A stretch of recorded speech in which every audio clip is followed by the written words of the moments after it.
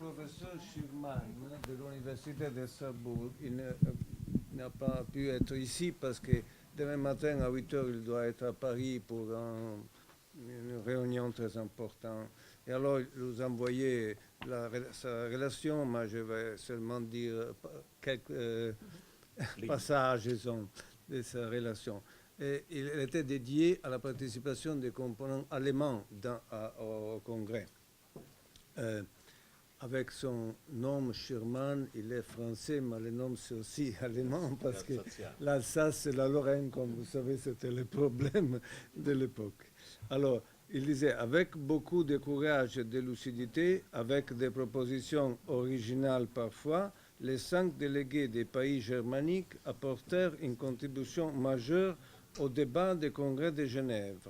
Goegg, Grün, Ladendorf, Borkheim et Simon de Trèves, c'est en français, furent des intervenants écoutés, des orateurs exigeants et des contributeurs passionnés. Comment envisageant-il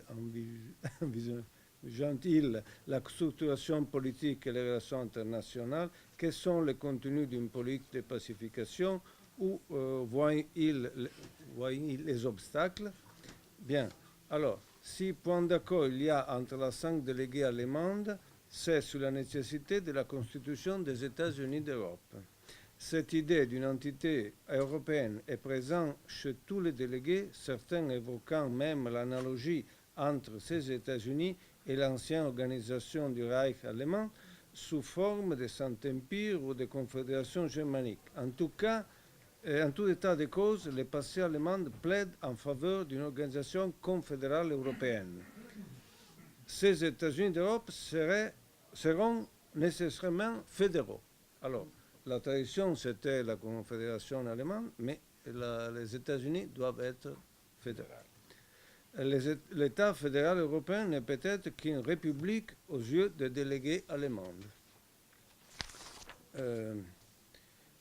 Une constitution à venir, la constitution d'Europe, laquelle, adoptée par tous les pays civilisés, serait comme le nom posthumous des massacres humains et formerait la base des États-Unis d'Europe. Cette perspective, qui est celle du bon sens, pour eux, se heurte à nombreux pouvoirs et obstacles, bien sûr. On trouve, je lis un peu rapidement, on trouve un conflit franco-prussien au cœur du problème européen et des États-Unis d'Europe. Ne peuvent accoucher qu'à partir d'une coopération franco-prussienne ou allemande qui ne viendra que de la coopération entre les sociétés civiles des deux États. Des États, il n'y a rien à attendre. C'est de la population, des sociétés civiles, pas des États. Excusez si je fais quelques erreurs. L'une des divergences majeures entre les représentants allemands porte sur la question de la solidarité. Pour les délégués allemands, les États-Unis d'Europe doivent manifester une réelle compassion vis-à-vis des classes populaires. Mais il y a un débat sur la teneur et la perspective de l'organisation sociale. Pour les uns, l'impact du socialisme est réel, la question sociale étant importante dans une fédération qui cherche à incarner la paix. Une alliance avec les classes ouvrières est ainsi envisagée.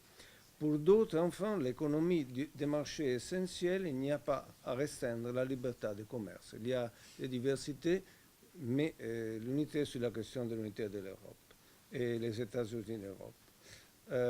C'est Ladendorf qui fournit,